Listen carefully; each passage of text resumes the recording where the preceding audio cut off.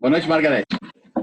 Boa noite. Boa noite a todos vocês. Hoje a gente tem aqui a honra e um prazer enorme de conversar com Josedac Pereira. O tema que ele vai nos colocar hoje, que vai nos deixar assim apaixonados, porque todos estamos querendo saber como fazer isso, o tema seria jornalismo em tempos de ódio e ira. Como a informação pode fazer a diferença. Então, o Josedac está aqui para falar sobre esse tema e a gente vai escutar. Muito obrigado, tá, Josedac, de você estar vindo aqui. Mostre a sua cara. Obrigado, eu que agradeço o convite, né, por estar aqui com vocês e poder falar um pouquinho do nosso trabalho, de tantas coisas que têm acontecido atualmente no mundo, não só no nosso país, como no mundo. O mundo mudou tudo a partir dos adventos das redes sociais, de tanto trabalho, de tanta possibilidade de se fazer a diferença. As pessoas acabam fazendo a diferença até para o mal, né? Com tanta informação disponível, isso às vezes não é bem usado, não é bem utilizado. Eu agradeço, viu, o convite. Me sinto honrado. Obrigada. Então, você pode começar a falar sobre esse assunto. Eu marco como importante nessa questão do ódio e da ira nas redes sociais dois adventos muito importantes, né? A eleição do presidente Donald Trump e a eleição de 2014 no Brasil, onde a ex-presidente Dilma Rousseff disputou lá com o ex-senador e atual deputado federal Aécio Neves. A partir dali, nós tivemos uma nova etapa nessa questão das redes sociais, a manipulação, principalmente na eleição americana para a presidência dos Estados Unidos. Eu nunca me esqueço, no dia que o Donald Trump anunciou a candidatura dele, lá no saguão do Trump Tower, lá na Quinta Avenida em Nova York, que ele chegou em grande estilo atacando, chamando o mexicano de estuprador, de traficante de droga, de assassino. Eu disse a quem me cercava naquela ocasião, que era na Rádio 650, eu disse para as pessoas, ele estabeleceu um parâmetro e esse parâmetro vai nortear a campanha dele, que vai nortear as relações políticas daqui por diante, as relações de convívio social. Porque a partir do instante que ele chega em grande estilo, causando, né, como a gente costuma falar aí, né, causando, ele já delimitou ali uma coisa importante. De um lado estava ele, né, e o grupo para qual ele fala. Hoje é muito importante, uma coisa que as pessoas jamais se dão conta é de que falam para nichos de mercado, falam para grupos específicos, né? E ele falava naquela ocasião para um grupo e um nicho muito importante. E eu, no começo da campanha para a presidência dos Estados Unidos, eu apostaria de que ele somente queria que constasse no currículo dele que ele era former candidate, né? Que ele era um ex-candidato, né? E na medida que as coisas foram indo, que o discurso de intolerância, de ódio, de racismo, de preconceito, de misoginia, de homofobia, de intolerância foi caminhando, a gente foi vendo, né? A gente foi testemunha da história de que as relações no mundo jamais seriam a mesma, porque ele havia estabelecido um novo padrão, havia estabelecido um novo parâmetro. E aquele seria o parâmetro da manipulação, né? Hoje a gente já sabe que o que se manipulou, a interferência russa ou não, por mais que passem-se os anos, jamais a gente vai conseguir detectar e apurar definitivamente se houve ou não interferência russa. Mas isso para mim eu não julgo importante. Eu julgo importante foi um novo padrão, um novo parâmetro, como eu disse, de intolerância que ele criou. Ele deu voz e vez a milhões de pessoas que pensam como ele, né? Milhões de pessoas que pensam como ele, milhões de pessoas que acham exatamente, que agem como exatamente ele age, né? E depois a campanha presidencial no Brasil em 2014, onde nós vimos em praça pública um nível de desinformação, de ofensas, de radicalismo jamais visto, né? Superado pela campanha de 2018, que essa é histórica em todos os aspectos, todos os sentidos, né? Então, a partir dali, E depois, na posse do presidente Donald Trump, o que vimos foi ele atacando a imprensa, atacando notícia, atacando os fatos, no sentido de que ele buscava um culpado para eventuais fracassos. Eu não fiz isso porque a imprensa é fake news, porque a imprensa noticia coisas que eu não quero, que eu não gosto, como se a imprensa tivesse a obrigação e tivesse o dever de pedir para ele um salvo-conduto para criticá-lo ou para dizer que ele estava certo ou que estava errado. Aqui na nossa comunidade, nós vimos um fato interessante em 2010, por ocasião do censo, né? Onde um grupo se insurgiu contra a contagem do censo. Foi E eu me mesmo. lembro que eu me coloquei contra isso tudo. E até hoje tem gente que acha que aquilo tudo não é uma brincadeira, né? Que aquilo tudo não é uma brincadeira, que a imprensa é culpada, porque você não gosta de fulano, você não gosta de ciclano, não gosta de beltrano, nada, não tem nada contra ninguém. Apenas a mim competia falar as coisas como eram, como a imprensa hoje. A gente vê aí no Brasil, atualmente, a pregação do boicote a veículos de comunicação como a Folha de São Paulo, como o Globo, como o UOL e outros tantos que não rezam pela cartilha daquele que está no comando da nação, no comando das coisas, né? E então produzir notícias diante desse fato, dessa circunstância, torna-se uma coisa difícil, porque você luta contra tudo e luta contra todos, né? E a partir do instante em que você se posiciona do outro lado da mesa nessa questão toda, você passa a ser mal visto porque, na maioria das vezes, porque você não quer que a verdade chegue, porque está manipulando. Eu trabalho com imprensa há muitos anos. Eu, por exemplo, nunca recebi a ordem de um dono de jornal, de um dono de veículo de imprensa, de uma rádio, ou de o que quer que seja, para dizer, você falar mal de fulano e exalta ciclano. Nunca isso, né? Nunca. Mas as pessoas não entendem isso. As pessoas acham que o que vale é somente aquilo que está se falando. Por exemplo, hoje nós temos aí essa campanha no Brasil última, ela foi feita baseada todo nas redes sociais e no WhatsApp. E hoje as mensagens que se tem no WhatsApp, elas são muito mais fortes, né? Para um segmento da sociedade, para um caminho da sociedade, do que os próprios canais oficiais de informação.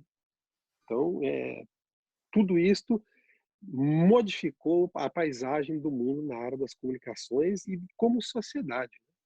Quer um exemplo? Aquela exposição que vocês fizeram sobre o sexo. Eu Uhum. sou entusiasta das artes, né? Gosto das artes, de todo tipo de arte eu gosto. Gosto. Sou um cantor frustrado, queria ser cantor, mas eu desafio até para tocar campainha, então fui ser jornalista, né? Aí, quando eu publiquei a reportagem, a pessoa perguntou, precisava falar daquilo ali? Aquilo, na visão daquela pessoa, é a pornografia. Eu falei assim, olha, eu tenho pena de pessoas como você que não consegue ver a diferença entre arte e a pornografia que ele quis dizer, você entende? Arte é arte em qualquer lugar do mundo, né? Arte é arte em qualquer lugar do mundo. E há pessoas que, por essa intolerância que se tem hoje, por este caminhar tão perverso das coisas, não conseguem saber qual é a diferença que separa uma e que separa a outra, né? Então, eu tenho, ao longo desses anos, 20 anos trabalhando com imprensa aqui nos Estados Unidos, podido ver a quantas andam as coisas para nós aqui, né? Eu que trabalhei e trabalho nesse período todo, o meu foco sempre foi a comunidade brasileira. Recusei convites para escrever para grandes veículos da imprensa do Brasil, que queria o meu foco na informação comunitária, no objeto da informação. E nunca fiz disso um negócio, né? Mas também não acho ruim quem faça o negócio, quem ganha dinheiro com isso, né? Sempre fui assalariado, ganhei, recebo, mas eu não vejo quem usa dessa condição de comunicador para ganhar dinheiro. Eu acho que isso é um problema de cada um, entende? Eu acho que isso é um problema de cada um. Mas é muito mais fácil desinformar nesses tempos de ódio e de ira nas redes sociais do que informar, né? Um exemplo, eu coloquei ontem o endereço dos consulados, atualizei isso, a reportagem tinha publicado em 2018, coloquei ontem, Eu vi. na sexta-feira, uma reportagem no blog Mundies acerca dos consulados brasileiros aqui nos Estados Unidos, né? Com as suas áreas de abrangência, as suas áreas de atuação, e eu gosto muito de trabalhar com isso, com os links, né? A pessoa vai lá, clica no Consulado Geral do Brasil em Boston, vai na página do consulado. E você sabe que tem gente que reclama, né? Por que você faz isso? Hã? Por que você faz isso? Porque a gente vê tanta desinformação nas redes sociais, tantas coisas, tanta má informação, tanta desinformação, que eu me sinto um privilegiado por poder informar e levar a informação de maneira correta, de maneira certa, né? Um outro exemplo disso, de como as pessoas às vezes também não se comportam bem nesse extrato social com a informação, agora em outubro estava previsto entrar em vigor o Real ID, né? E aí você a gente começa a ver a coisa e começa a analisar, e as pessoas vão lá, pegam as coisas, traduz no Google e jogam nas redes sociais, e aquilo mais desinforma do que informa. Então, o que eu fiz? Fui na fonte. Fui na fonte da TSA, que é a autoridade americana para o transporte em aeroportos, portos, rodoviários, essa coisa toda, e busquei direto lá na fonte. O que diz lá que pode acontecer? Diz que, mesmo com a implantação do Real ID, a pessoa precisa de um documento válido. E se ele é indocumentado, ele precisa de um passaporte válido, dentro da data de validade. Não fale nada em visto, não fale nada de permanência, nada. Mas, mesmo assim, as pessoas acham ruim porque não, você está deturpando a informação, você está colocando a informação errada. Gente, não sou eu que estou dizendo, quem está dizendo é o órgão governamental que pode. Se a pessoa, aquele que é indocumentado, quer ou não, é um problema dele. Embarcar no avião, no navio, no trem, é um problema dele. Mas ali não diz nada que não pode.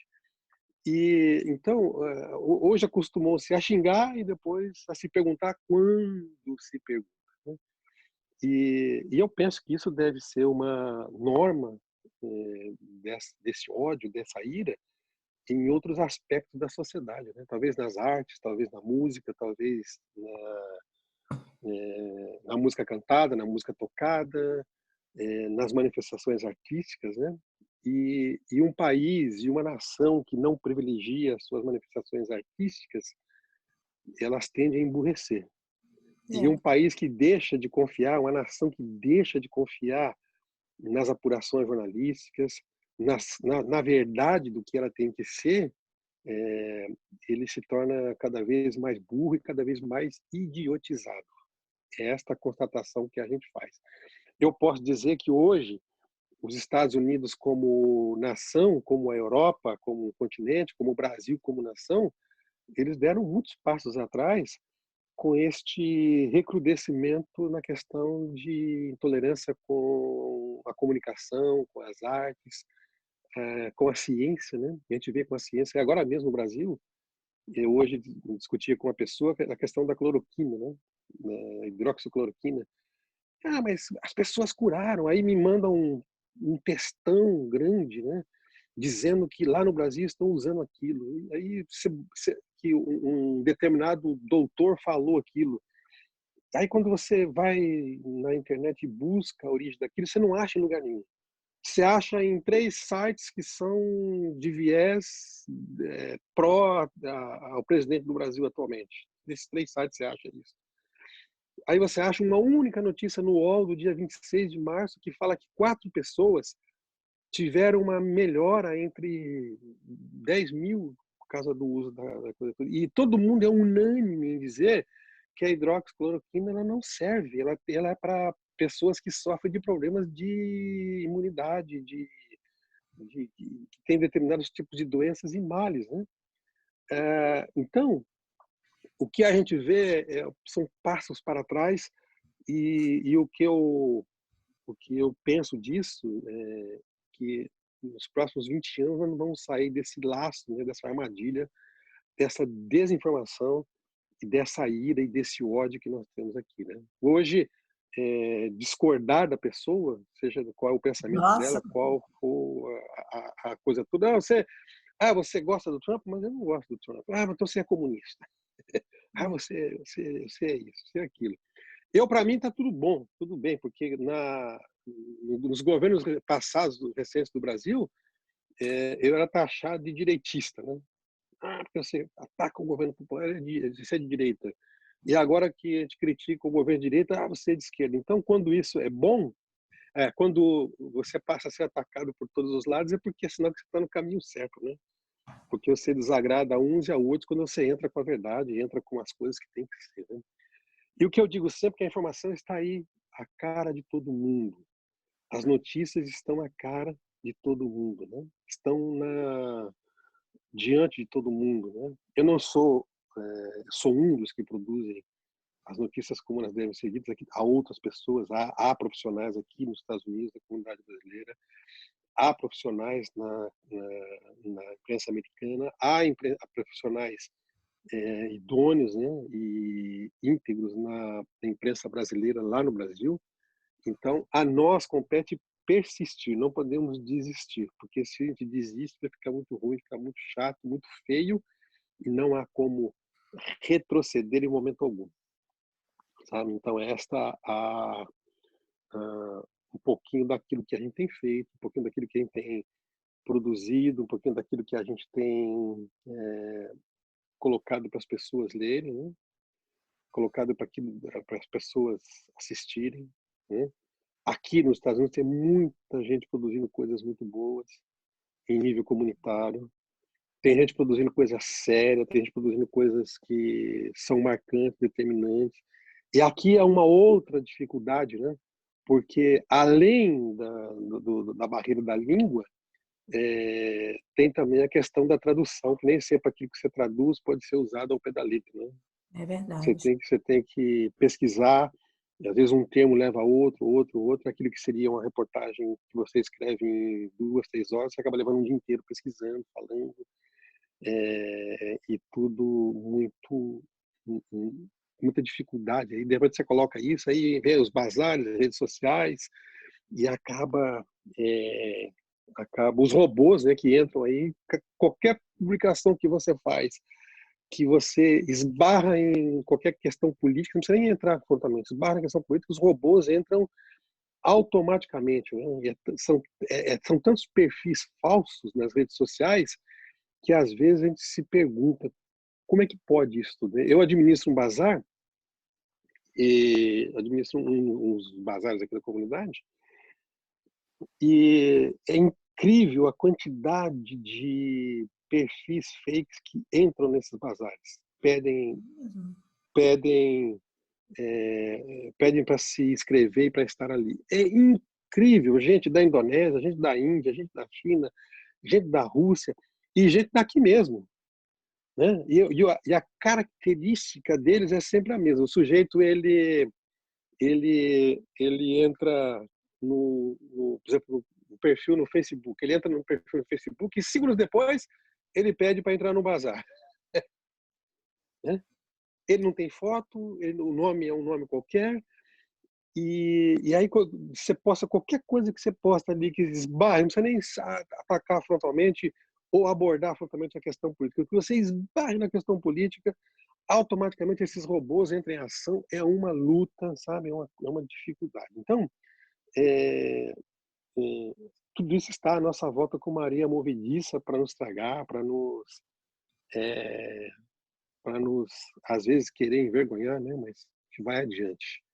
Tempo que nós vivemos numa comunidade que, apesar de toda a informação, que apesar de toda a informação disponível, toda a informação de qualidade que existe, ela é altamente desinformada. Ele prefere perguntar lá na rede social como eu faço para estender meu visto de turista. Eu quero ficar aqui mais 6 meses, como eu faço? Aí pergunta lá, e aí tem 500 respostas. Daquelas 500 respostas, você não tem 3 que aproveita para nada. sabe? Então, mais desinforma do que informa. Não que o privilégio da informação seja de quem trabalha com informação.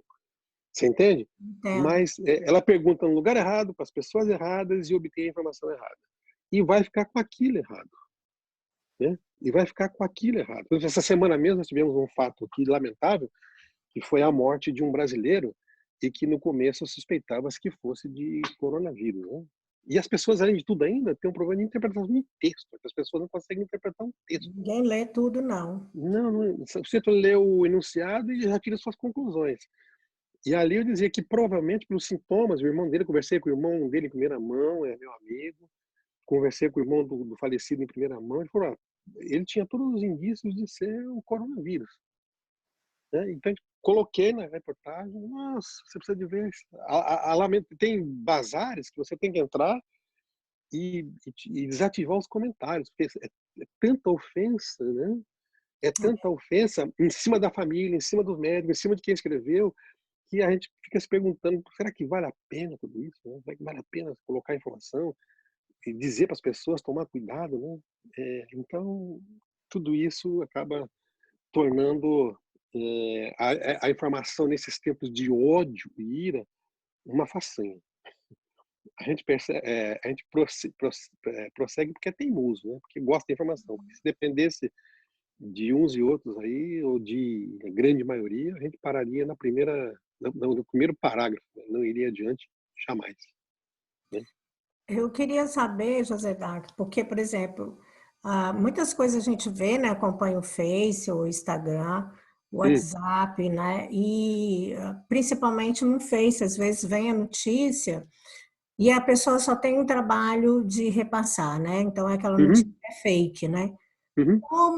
Como a pessoa pode descobrir que aquela notícia é fake? Porque eu sei que lá naquela notícia tem um símbolozinho, um izinho lá, que você clica, aí aparece de onde ela vem. Mas assim, como você, como jornalista, o que você nos informa de como fazer isso?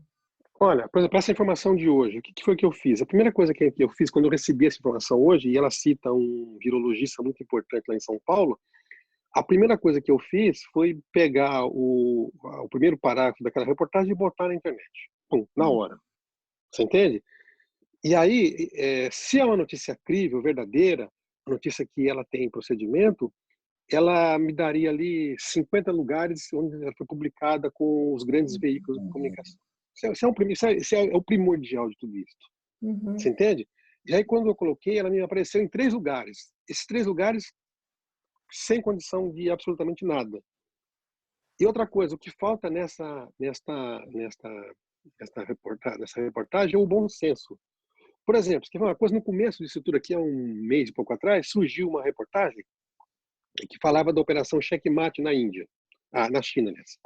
E Uhum. aí falava que a China deu um golpe, que jogou o coronavírus, e o coronavírus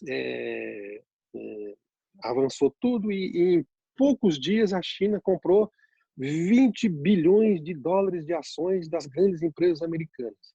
Apple, Facebook, não sei o quê, não sei o quê. Aí eu fui ler o negócio. Quando você começa a ler, tem erros de português. Ah, é, isso é verdade. Ausência de fontes. Né? Ausência de fontes. Aí, mais erros de português.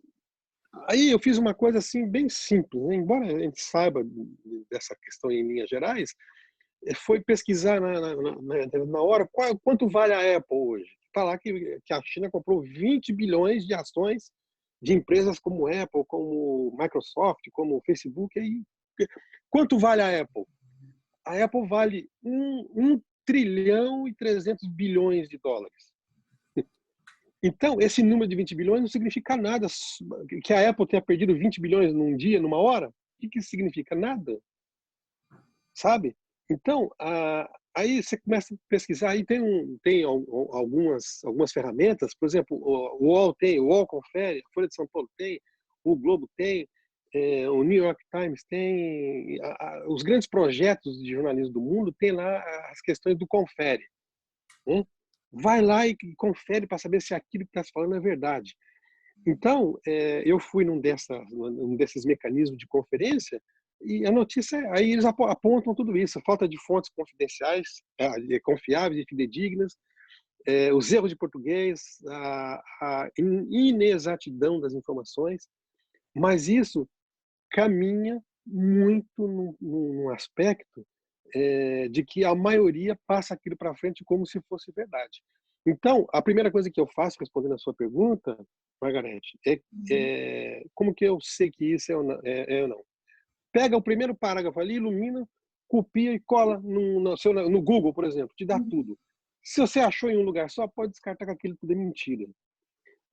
Uma outra constatação disso, a questão de 3 meses atrás, 4 meses atrás, lá no Brasil teve aquele caso da favela do Paraisópolis, que morreram aqueles jovens pisoteados, a ação da polícia lamentável, desastrosa, e lá tinha uma menina que morreu, e que depois apareceu um vídeo que supostamente seria daquela menina, né?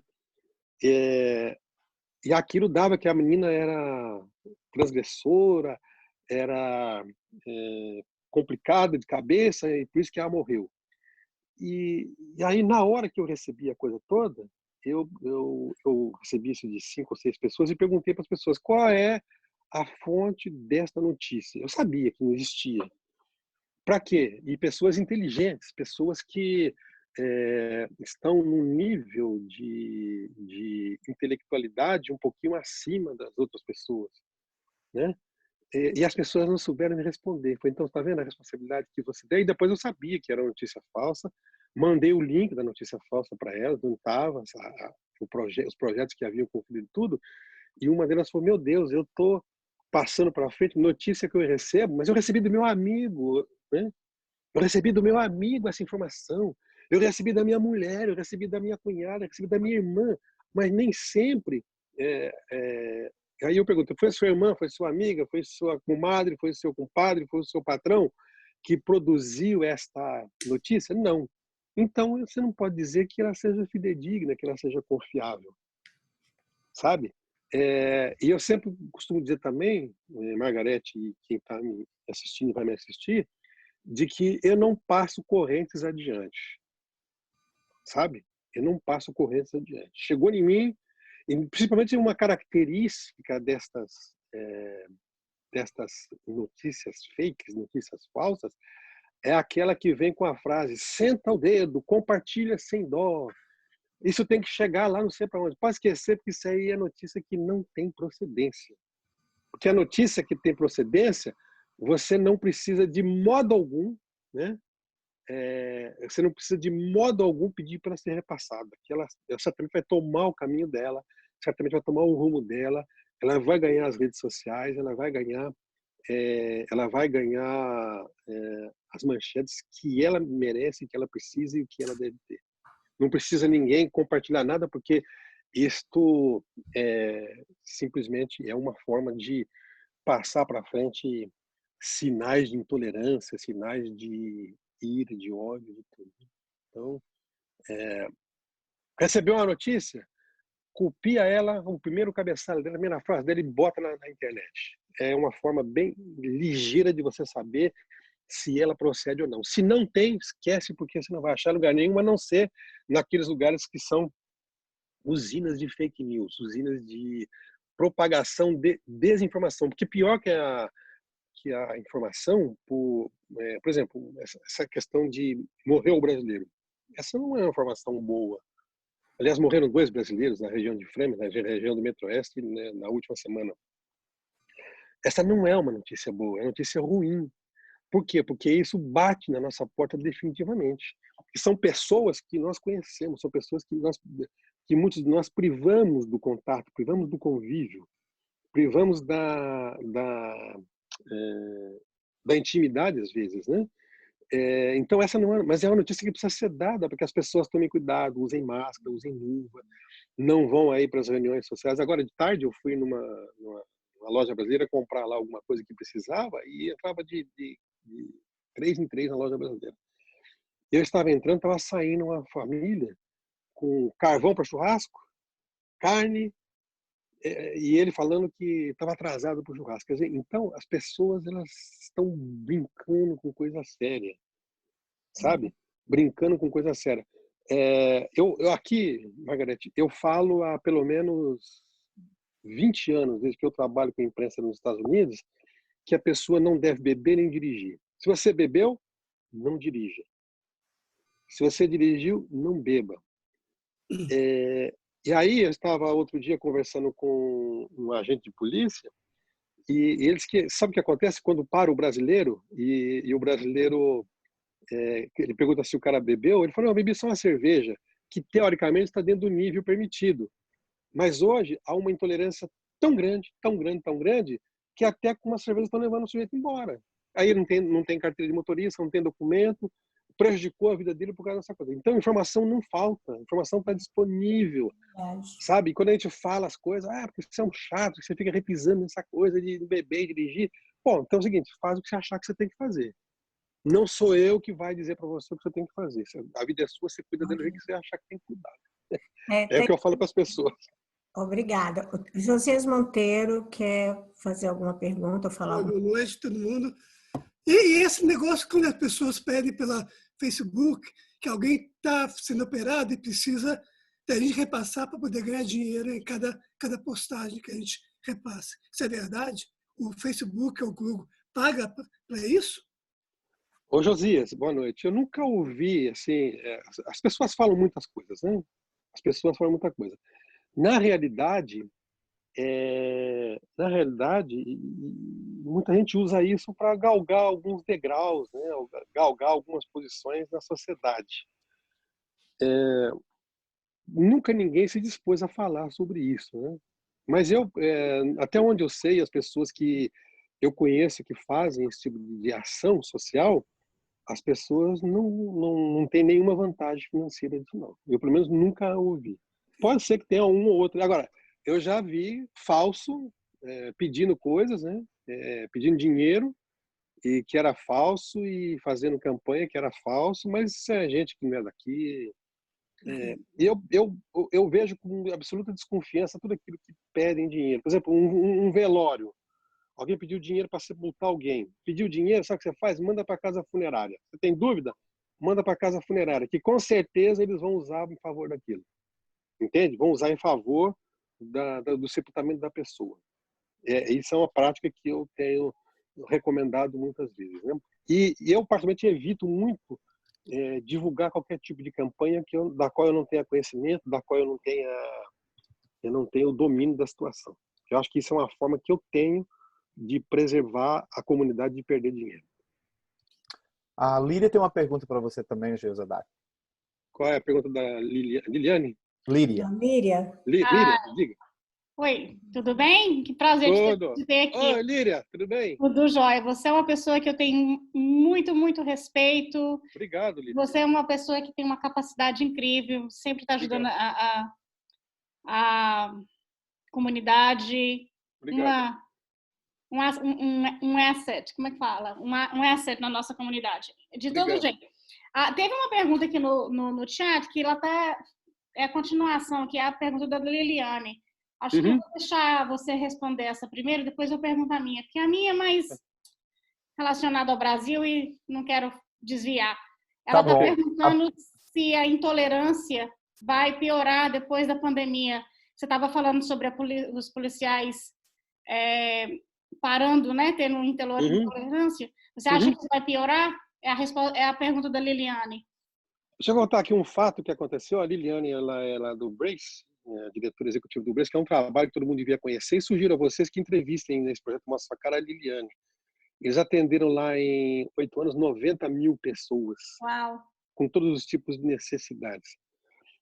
Em Framingham tem uma entidade de uns racistas que há uns 15, 16 anos atrás, eles, para jogar a população contra a comunidade brasileira, eles disseram que o brasileiro trazia tuberculose e trazia outras doenças infecto-contagiosas para o convívio das pessoas, dos restaurantes.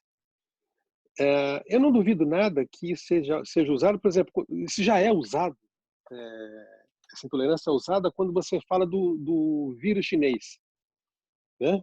É um vírus chinês, não se fala o coronavírus, o vírus chinês. Então, isso já é uma forma de intolerância. E eu não duvido que isto caminhe para cima dos brasileiros aí depois como responsáveis por responsáveis pela propagação de algumas coisas. Não duvido nada. Uau. Principalmente do coronavírus. Ficar bem atento, né? Fica bem atento, precisa estar atento. Uhum. A minha pergunta não é nem assim relacionada aqui, sabe? Eu tô igual você. Eu, assim, não foi escolha minha, foi o jeito que minha vida acertou aqui nos Estados Unidos. Sou bem separada das coisas que acontecem no Brasil, entendeu? Eu não tenho Rede Globo, nunca tive. Eu tenho Rede Globo na época do Copa do Mundo, que eu sou fanática com futebol, com Copa do Mundo. Aí eu ponho a Globo aqui, mas eu sou sozinha aqui em casa, eu sou a única que fala português aqui em casa, meu marido tentou aprender, então, enfim. Eu estou muito preocupada com a situação do Brasil. Eu queria só, assim, ouvir a sua opinião, que está aqui, você está sempre com notícias de lá. O que você acha que vai... Você acha que no Brasil a situação vai ficar preta? Ou qual a sua opinião sobre como o Brasil está tratando esse vírus? A primeira questão da Rede Globo. Quando eu vejo as pessoas, eu trabalho com as pessoas que ele trabalha num outro setor do que eu trabalho, e outro dia ele estava dizendo para mim que a Globo tem que fechar, tem que acabar com a Globo, que a Globo, e aí ele pegou e abriu o telefone dele, ele tem no telefone dele aplicativos, né? Esses aplicativos todos da Globo, todos eles da Globo. E eu perguntei, onde é que você vê jornalismo? Na Globo. Onde é que você vê futebol? Na Globo. Onde é que você se diverte? Na Globo. Sua mulher vê novela onde? Na Globo. Aí eu fiz a pergunta para ele, você acha que a Globo vai fechar? Não defendo a Globo. A Globo, para mim, é um veículo de comunicação sério, honesto, que trabalha de acordo com aquilo que acha que tem que trabalhar. Você entende? Daquilo com as informações que tem. Não recomendo que ninguém tenha a Globo e também não recomendo que ninguém não tenha a Globo. Porque no dia em que nós tirarmos a Globo, virá outra que, teoricamente, é pior do que era no lugar. Concordo. Tá certo? Porque esta é a história, esta é o rumo da história. Então, não recomendo que ninguém... E outra coisa, eu também como homem de comunicação, se eu torço pela queda da Globo, eu estou prejudicando o meu trabalho. Você entende? Estou prejudicando o meu trabalho, estou prejudicando a minha função, a minha profissão de origem, que é fazer jornalismo. Sabe? Então, mas eles distorcem fatos, isso aqui, então me dá o fato que distorce. E aí eu costumo dizer para as pessoas assim, você tinha lá o governo anterior, falava mal da Globo, queria fechar a Globo, queria fechar. Aí assume um governo de um viés ideológico diferente, quer fechar a Globo. Se todo mundo, o direito e a esquerda, o de centro, o moderado fala da mesma coisa, o que acontece? Senão que alguma coisa tem errado. Ou está errado com todo mundo, ou está errado com o veículo. Você entende? Ou está errado com todo mundo, ou está errado com o veículo. Então, o que eu penso nessa história é o seguinte, que as pessoas têm que ter discernimento, né? E para encerrar esse assunto da Globo, um deles, flamenguista fanático, né? Bem flamenguista mesmo. Aí eu falei assim, ele falou, vai acabar a Globo. Eu falei, você vai assistir o Flamengo aonde? Melhor não acabar, não, deixa aí que eu preciso assistir o futebol. E a questão no Brasil, Lídia, com essa pandemia, ela já está preta, né? É uma situação complicadíssima em todos os aspectos que a gente possa ver. Essa questão do presidente não defender o isolamento social, não defender o recolhimento das pessoas, ele é muito ruim. Porque as pessoas, o brasileiro, ele é indisciplinado por natureza, né? Eu acabei de falar aqui, você sai do supermercado com carvão, carne, ia pegar cerveja para fazer um churrasco. No momento em que se recomenda que as pessoas não sejam juntas. Eu hoje encontrei uma pessoa que eu não via há muitos anos. Eu não pude dar um abraço à pessoa, que é uma pessoa que eu estimo, considero pra caramba. Por quê? Porque não me é permitido. Eu não me permito isso, nem ele permite isso. Se quer, nos cumprimentamos. Você entende? Se quer, nos demos as mãos. Então, o brasileiro, por natureza, ele é indisciplinado. E o que eu temo no Brasil, Líria e ouvintes e assistentes, é que a situação no Brasil seja uma situação pior do que nós vimos na Itália. Que também, por ser latino, né, por ser sangue quente, aquela coisa toda, não tem a capacidade de se adequar algumas ordens, algumas questões que as autoridades nos colocam, que é um pouco do confinamento, um pouco do isolamento, um pouco das coisas todas. As pessoas só vão se dar conta disso tudo, Lídia, na hora que as coisas começarem a afetar os seus lares, dentro de casa. Aí, como na Itália, aí é que eles vão se dar conta de que há um problema e esse problema vai ser, nessa altura do campeonato, irreversível. Eu estou muito chateada com essa história de... Eu temo, a palavra é temo, eu temo muito pelo Brasil, sabe? Porque assim, olha, eu não votei pro Bolsonaro, eu não voto tem anos, não tem, para mim, assim, ele tem boas intenções, o problema é que ele não tem qual é a palavra que eu quero falar? Ele não é uma pessoa educada, sabe assim, ele não tem... Mas isso a gente já sabia.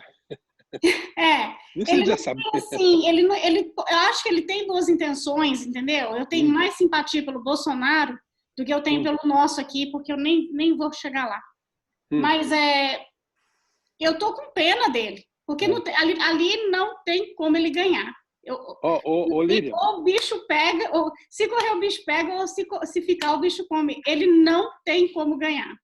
Exato, só um minutinho. Tem aqui o Dudu Rodrigues, que está lá em Criciúma, em Santa Catarina, que vai falar um pouquinho, porque está lá vivendo a situação. Claro. Eu gostaria de ouvir de você. Exato. Vamos ouvir o que o Dudu tem que falar. Quero sim, estou muito interessada. Pode falar, Dudu. Eu gostei de toda a explanação. Tudo bem, querido? Adorei conhecê-lo e adorei também a sua explanação no início, tá bom? Obrigado. Você falou.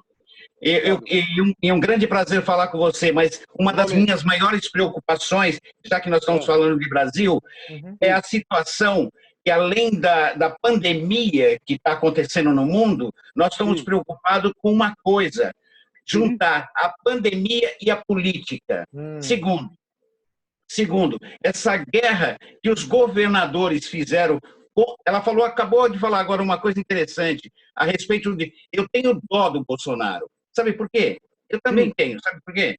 Porque é uma guerra tão cruel que está acontecendo no país, nós estamos passando por uma pandemia terrível. Fui no supermercado agora, as pessoas estão com olhares assim assustados, inseguros, com medo. Mas uma coisa é muito importante.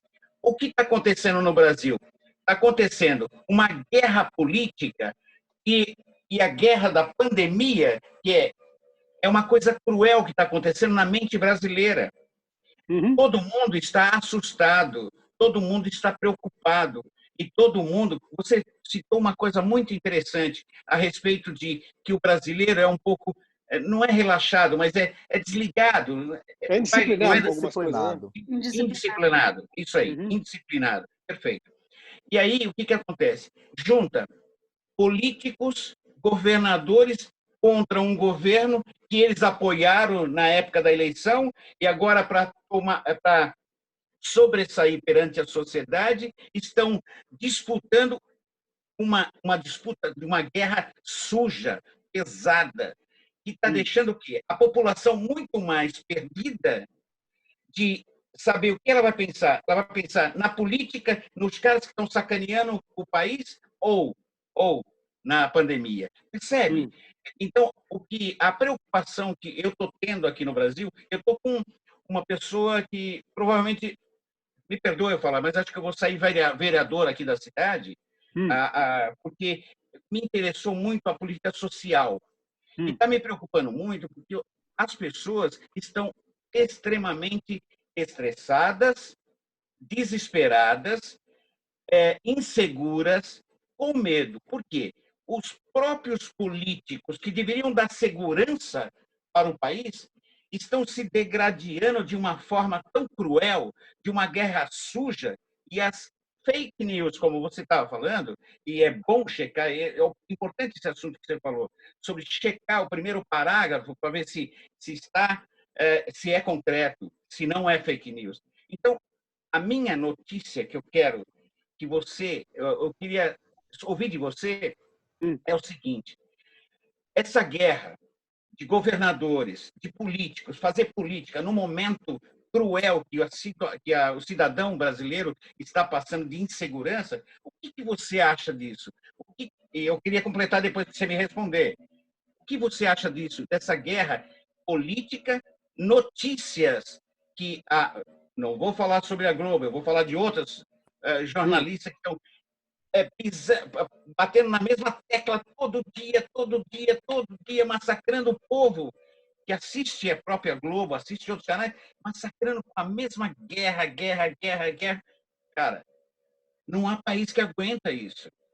Se o jornalismo sério, que existe jornalistas seríssimos, se eles não tomarem a rédea para mostrar que o jornalismo brasileiro tem que ser digno da profissão, que é admirável, tem gente se perdendo no meio do caminho e batendo numa tecla negativa constantemente, todos os dias.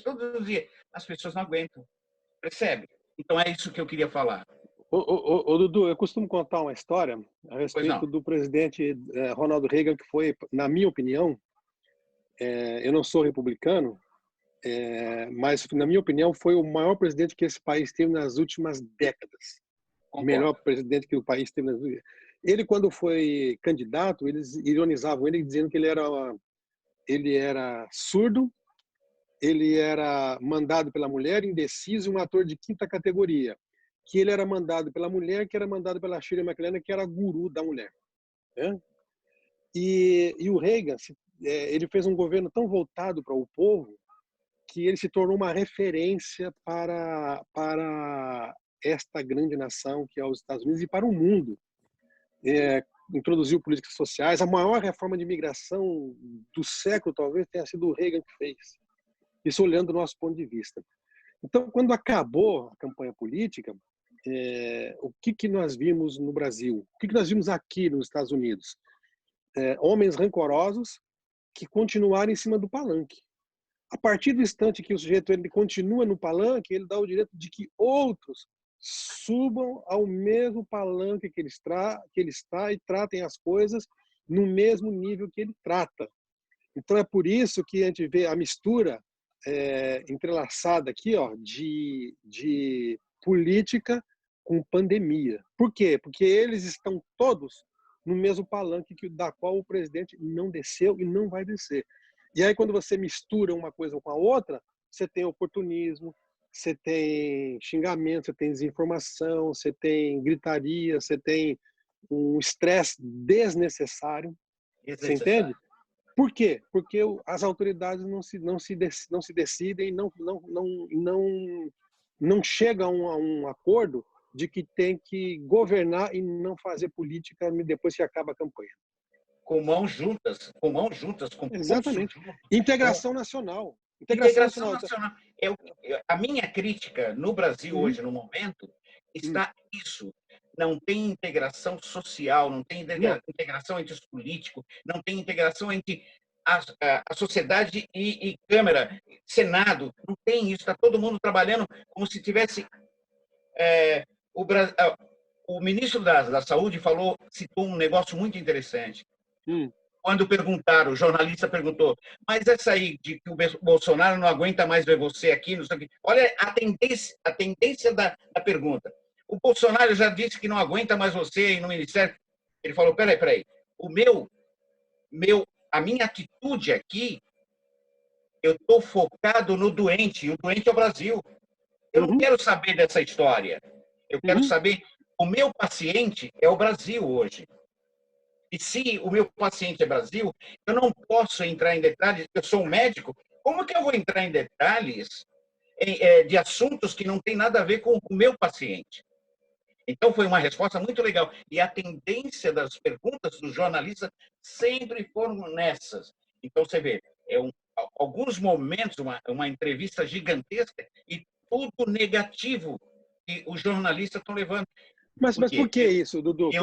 Porque está todo mundo contaminado. Não, por causa do clima de campanha que continuou, você entende? Ninguém desarmou, está todo mundo no mesmo barco.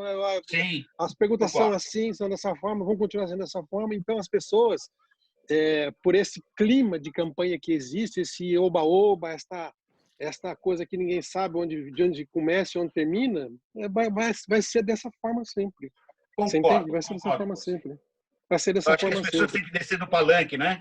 Exatamente. Né? Exatamente. Os gregos diziam que a democracia é a pior forma de governo, mas é a melhor forma que nós temos. Sabe por quê? Porque aquele que ganhou por um voto, ele vai governar sobre todos. Ele não pode governar para um segmento, que é o que tem acontecido. Por exemplo, aqui, a partir do instante que surgiu aquele cadáver lá naquela manifestação lá em Charlottesville, a coisa se colocou no lugar. Por quê? Porque viu, opa, bom, porque só. Os racistas não podem sair para a rua. Você entende? Os neonazistas não podem sair para a rua.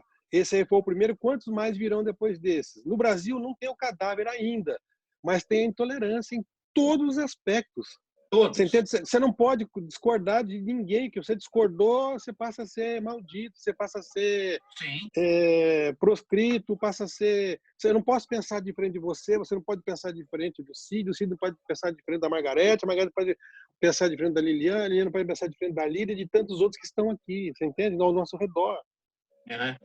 Porque a pessoa passa a ser inimigo. Por exemplo, dentro de casa, eu sei, eu já ouvi histórias de famílias que as pessoas, no último Natal agora, as pessoas romperam tradição de décadas. Por quê? Que não pode sentar porque um pensa de uma forma, outro pensa do outro. Eu vou matar o meu irmão se ele falar de política. Ou eu vou jogar na cara da minha irmã esse peru porque ela... Você entende? Então é um problema sério. É intolerância em todos os aspectos, sim. Só para eu terminar a minha parte, Sim. sabe o que eu resumo? Está faltando muito, mas muito, amor e respeito entre as pessoas. Só isso. É isso que eu queria dizer. Obrigado, Dudu. Muito obrigado. Obrigado. Simoneide, você gostaria de fazer uma pergunta? Oi. Não, assim, eu quero meus parabéns, né? Porque Jezaldak, ele sempre tem uma explicação para tudo, um cara super inteligente. Eu tive o privilégio de entrevistar no meu programa, acho que foi ano passado, não foi? Uns 2 anos já, né? Foi. A caneca está aqui. Hã? A caneca está aqui. A canequinha, né? É. E, assim, nessa conjuntura que a gente está passando com essa pandemia toda, essa loucura, né? E você acredita que o índice de depressão entre as pessoas dentro de casa, entre o marido e a mulher, está aumentando? Você está vendo alguma coisa assim? Você que está sempre a par desses assuntos, que eu tô percebendo que tem pessoas que me ligam chorando, até eu mesmo, ontem eu estava meio deprimida, e essa ansiedade, sabe, essa angústia que a gente está sentindo nesse momento, porque a gente não tá com aquela esperança disso tudo passar o amanhã. A gente sabe que vai demorar, né? Como é que você está vendo essa situação, principalmente de famílias carentes, né, que tem muita gente, muita ONG, ajudando as pessoas, né? Qual o teu basamento nisso assim? O que é que tu acha disso tudo? O que eu falo para as pessoas, outro dia alguém me perguntou exatamente sobre essa pergunta. Primeiro que a sua mulher, o seu marido, o seu filho, sua filha, o seu romance não é responsável pela situação que você está vivendo. Logo, se ele não é responsável, ele não é culpado de nada. Ok? E o que eu falei para a dona Cléo Couto Pereira outro dia aqui é o seguinte, ela está já há 3 semanas sem trabalhar, porque o restaurante que ela trabalha fechou, está dentro de casa. Eu falei, faça disto um refrigério para sua alma. A gente não vive reclamando que está cansado? A gente não vive reclamando que está estressado? Faça disto um refrigério para sua alma. Só tome cuidado com uma coisa. Não coma muito para não engordar. Porque depois, quando não entrar na roupa, vai dizer que é culpado da situação. Você entende? Então, não agrida seu companheiro, sua companheira, não agrida seu filho, não xingue ninguém, não brigue com ninguém, porque ninguém é responsável por essa situação. Se precisar de ajuda, grite por ajuda. Eu estou só não publiquei hoje, porque eu publiquei ontem aquela questão da ajuda, mas eu tenho aqui no estado de Massachusetts, eu tenho um roteiro das entidades que prestam ajuda em caso de violência doméstica. E violência de gênero, violência física, violência emocional. E todas elas, eu tenho uma reportagem linkada, todas elas, na sua maioria, têm plantões específicos para essa situação, porque a coisa agravou de uma tal forma, de um tal modo, da qual torna-se quase que intolerante a coisa. Então, ninguém é culpado da sua situação. Então, tenha em mente isso. Faça disso. Mas está me faltando dinheiro para pagar as contas. Vai aparecer uma solução. Se você não tem o direito de coletar, se você não tem o direito de recolher, e sobretudo, tire uma lição importante de tudo isso. Depois que passa essa situação, em vez de comprar aquela bolsa que você precisa, o carro que você não precisa, aquele sapato que você tanto almeja, guarde o dinheiro para estas horas. Porque mas custou só $100, mas nessa hora $100 faz uma falta tremenda, tá? E eu tenho certeza que nós vamos sair dessa situação melhores do que entramos, fortalecidos. Josadak, só nesse assunto aí, eu gostaria que você deixasse e a gente conversasse um pouquinho também.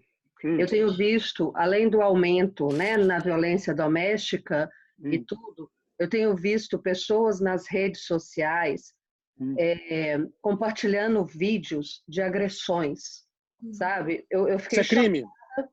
Olha, eu fiquei chocada essa semana. Isso é crime? Quando eu vi 2 brasileiros dentro de casa, os 2 bebendo, conversando. Da facada? Isso. Aquilo é de um mau gosto. Absurda. Aquilo é de um mau gosto extremo, de uma acho violência extrema. Eu acho que é um desfavor que a pessoa faz de compartilhar esse tipo de coisa numa situação que a gente está vivendo hoje, né? Porque sem dinheiro está todo mundo, né? Os nervos à flor da pele, todo mundo. Exatamente. Nós estamos todos no mesmo barco, entendeu? Uma solução vai ter lá na frente. A gente não sabe se daqui 2 semanas, daqui 3, daqui 1 mês, mas a solução vai vir, entendeu? Mas, assim, é absurdo. Entendeu? Você sabe o que eu faço, Liliane? Quando eu vejo uma situação dessa, eu excluo da minha rede social imediatamente quem compartilha esse tipo de situação. Na hora. Os meus grupos de WhatsApp, se alguém colocar alguma coisa dessa, eu já sou a primeira a gritar. Falo, o grupo não foi feito para isso. Entendeu? Isso não é assunto para discutir aqui. Agora, na rede social ainda é muito pior, né? É pior. Eu tenho por norma, quando compartilho um assunto desse, na hora eu excluo, porque eu acho de um mau gosto, de um despreparo, de uma agressividade sem tamanho que eu não tolero esse tipo de situação. Pois é. E assim, eu espero, sinceramente, que todo mundo aproveite, sabe, essa época de quarentena para que a gente repense os nossos valores. Sabe? Tem pessoas aí com valores muito equivocados, na minha opinião, né? Então, assim, se hoje tem tantas famílias... Eu vou dar só um exemplo. Nós começamos com a campanha de distribuição de cesta básica, tá? Sexta-feira eu postei. Você tem ideia de quantas famílias nos ligaram na sexta-feira? Quantos telefonemas a gente recebeu? Ou conhecendo a situação lá, umas 200 famílias? 152 famílias. Errei. Ok? Isso num dia, numa tarde. Num dia. Nós éramos 3 pessoas atendendo o telefone. Entendeu? Então, tem pessoas que estão desesperadas nesse momento, precisando do que comer na sua mesa, entendeu? E as pessoas estão aí na rede social publicando um videozinho de uma agressão que 2 não bêbados. traz... Exatamente, não faz favor para ninguém. 2 bêbados. Olha aqui, só para constar, eu posso me voluntariar para entregar essas cestas básicas aí para quem precisa, tá bom? Beleza, obrigado. A gente vai fazer num sistema de drive-thru. As pessoas precisam ligar, cadastrar, e a gente liga de volta falando dia e horário para buscar. Porque a gente também não pode estar né? Colocar ninguém em risco. A outra coisa que eu queria te informar é que nós estamos distribuindo amor, sabe? Que bom! Nossa, sua cara, a gente, o Dudu, a Lídia esteve aqui, conversou com a gente perguntou o que estavam precisando, ela falou que estavam precisando de aulas de arte, né? E o já está fazendo, já estamos na 5ª aula de arte para criança. E depois a gente vai aumentar isso, nós vamos colocar um endereço direitinho, o link, mas nós estamos fazendo isso. Exato. A proposta é essa. É o Mostra Sua Cara Kids, porque nessa situação que todo mundo se encontra, para tirar um pouquinho da tensão, principalmente as crianças, né, que agora não estão em casa e elas que são as afetadas por tudo isso, eu acredito também. Diretamente. Então, a gente tem o Dudu, pode falar um pouquinho do projeto que a gente está, Mostra Sua Cara Kids. Pode falar, Dudu. É o seguinte, eu agradeço essa oportunidade que deu para que a gente criasse essas aulas todos os dias. Na parte da manhã a gente encaixa os nossos vídeos. Mas uma coisa interessante que dentro dessa história dos vídeos, das aulas, hoje eu recebi uma gravação de uma garota daí da América falando: muito obrigado pela sua aula. E pode postar aqui a minha foto com o desenho que eu fiz. Olha só. Agora, o que eu estou fazendo para as pessoas que aqui do Brasil também, junto com essa aula gratuita que nós estamos dando, se as pessoas tiverem interesse de dar uma cesta básica, porque eu conheço muitas famílias que estão precisando aqui também. Cesta básica, leite, essa coisa toda. Então, está sendo sensacional essa ideia que surgiu aqui, de dar aula para as crianças. E quantas crianças? Segunda resposta importante, foram várias pessoas surdas querendo que eu coloque pessoas com Libra. Olha, o que a gente conseguiu, a gente ontem lançou essa pergunta. Se alguém hoje que está aqui com a gente conhece alguém que fale Libra, né? Pode entrar em contato com a gente para fazer a tradução dos vídeos de desenho e para que a gente possa também ter um alcance maior. Ô Cid, só me perdoa, eu estou estudando a maneira de colocar o quadradinho da pessoa do lado falando. Perfeito. Então eu estou estudando um programa agora que vai acontecer isso, tá bom? Perfeito. E na minha igreja também, tem pessoas que falam em Libra, já se ofereceram também. Ótimo, Então, perfeito, tá está tudo perfeito. Já estamos quase lá, então, quase pronto. Então, Liliane, se vocês precisarem, por favor, fala com a gente tem um e-mail, a gente está na nossa página. Nós estamos aqui, a proposta nossa, e eu quero que você venha falar do seu trabalho também. Compartilhe muito. Isso aí, desculpa. Você venha falar do trabalho de vocês, tá bom? Obrigada. Tá bom, vai ser um prazer. Obrigada, gente. Então, alguém mais tem alguma pergunta para o Josedak? Alguém mais que queria fazer uma pergunta? Tem o Tom de São Paulo, que está aqui com a gente toda noite. O Josias está aqui também. Boa noite, Tom. Tudo bem? Você tem uma pergunta? Pode falar. Eu queria, talvez não uma pergunta, mas só fazer um comentário, que é a minha opinião, meu sentimento. Quando a gente fala de redes sociais, de fake news, eu acho isso são ferramentas ótimas, mas eu acho que é um pouco complicado. Eu acho que você precisa administrar essas ferramentas e a sua vida. Então, depois da pandemia, uma das coisas vai ser revista. E eu acho que isso era uma das coisas que deveria ser revista. Eu acho muito complicado do jeito que o mundo está com as redes. Elas têm algumas funções que são boas. E como a parte de notícia, jornalismo, você quer saber a notícia, quer ler? Lê um jornal, tem jornal online. Antes, na minha época, tinha papel lá. Vai ler. Agora, ficar procurando notícias em redes, isso é a minha opinião. Eu acho que isso é tempo que a gente está gastando a troco de nada. Eu acho... Hoje chega ao absurdo as pessoas falarem, às vezes, comigo, e falar: poxa, mas você não viu na rede social? Eu falo: nossa, o mundo está muito... Você tem que usar as redes para o lado do bem, aproveitar as coisas boas. Notícias, deixa as notícias com quem gosta e sabe relatar a notícia, os jornalistas, tudo. Então, eu acho que é uma das coisas que a gente tem que, talvez, rever. Minha postura eu olho algumas coisas na rede. Outras, eu deleto. Nem sei se é fake ou não é. Dependendo de uma série de 10 assuntos, eu deleto, porque são assuntos que Se eu tenho interesse, eu vou nos jornais. O entrevistado é um jornalista, pelo que eu vi, muito conceituado, tudo. Então, ele está trabalhando, ele escreve, ele publica, tal, não sei o quê. Então, acho que é essa fonte que a gente tem que procurar. Então, algumas lições a gente tem que tirar. Essa eu acho que é uma delas. E aguentar as pessoas falarem: pô, mas você não leu?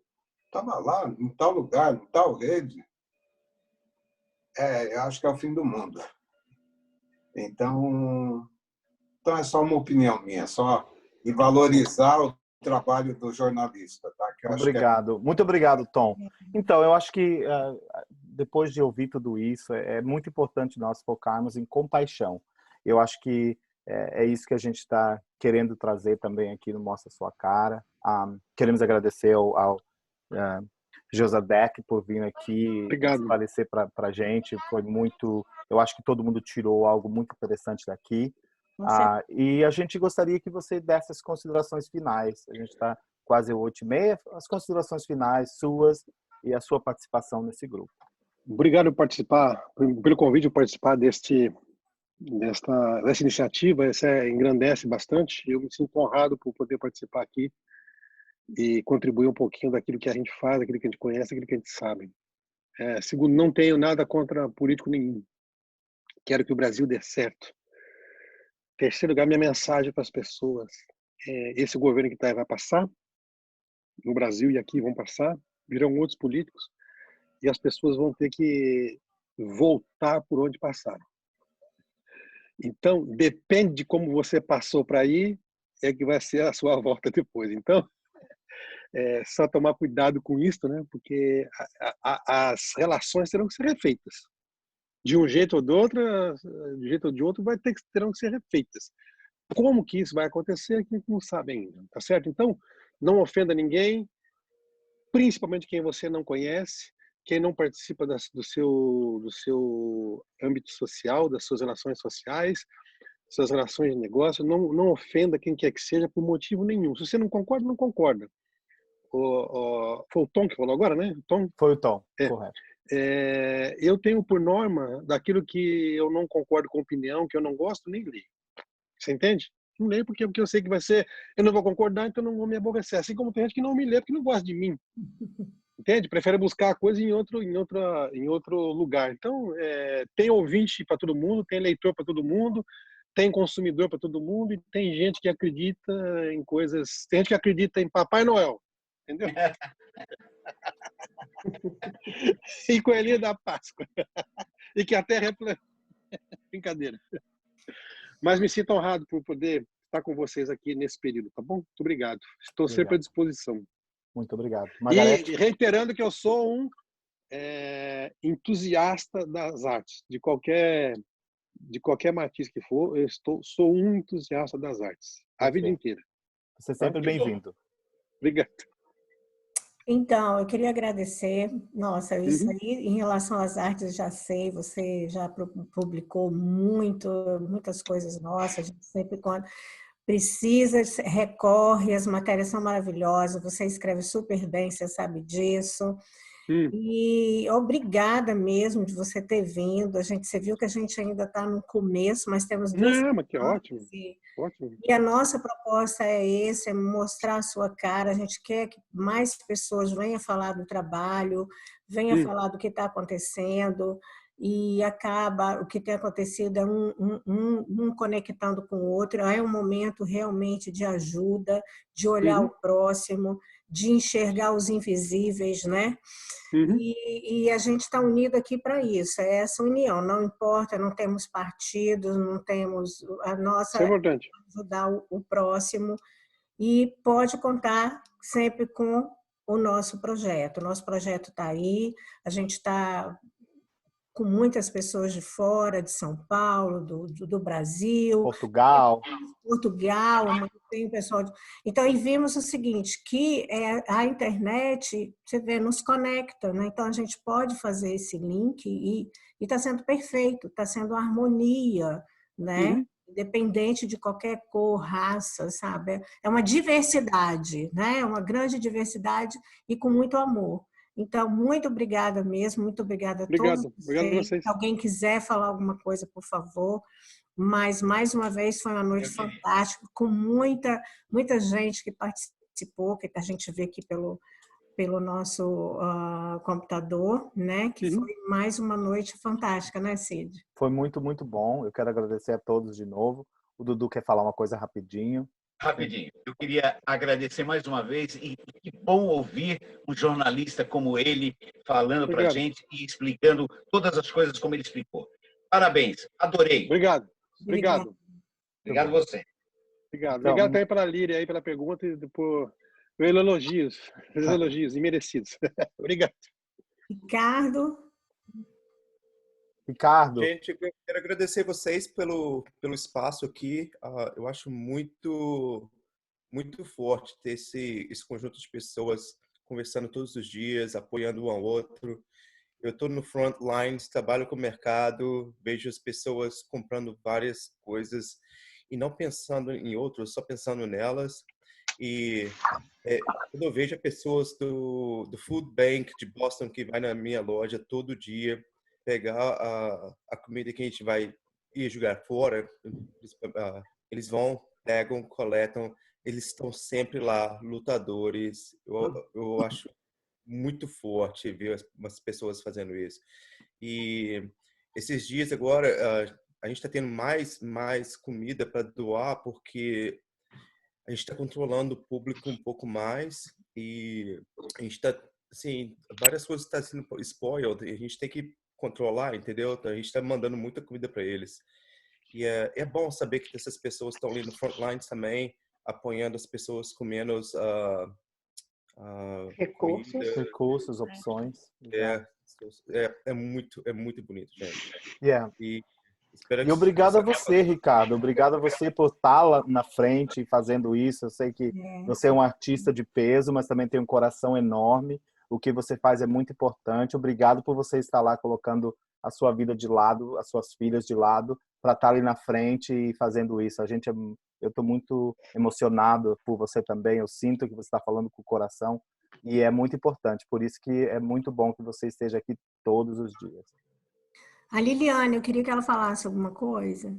Olha só, gente, ele está falando aí, né, de ajudar e tudo. Essa semana nós recebemos uma doação de uma família de brasileiros que doou 33 cestas básicas, sabe? É só vocês fazerem a conta que cada cesta básica dessa custa no mínimo $45. Então você vê a quantidade de coisa que esse pessoal doou, e doou de forma anônima, sabe? Então a gente ainda tem muita gente boa, sabe, aqui e no mundo inteiro, para poder ajudar aqueles que estão passando maior necessidade ou necessidades imediatas, né? Então, assim, quero agradecer ao Josadá, que ele sabe que ele mora no meu coração, né? E a gente está aí para poder ajudar. E eu vou voltar para falar mais sobre o meu trabalho lá, o nosso trabalho lá junto. Merece um programa você, merece mostrar a sua cara. Com certeza, a próxima vez você mostra a sua cara. Tá bom, olha, obrigada, uma ótima noite a todos, obrigado. Muito obrigado por tudo. E a gente se vê amanhã às 7h10 de novo. Boa noite. Boa noite. Boa noite a vocês. Obrigado. Boa noite a todos. Obrigado. Tchau, boa noite. Boa noite. Renata, boa noite. Aqui.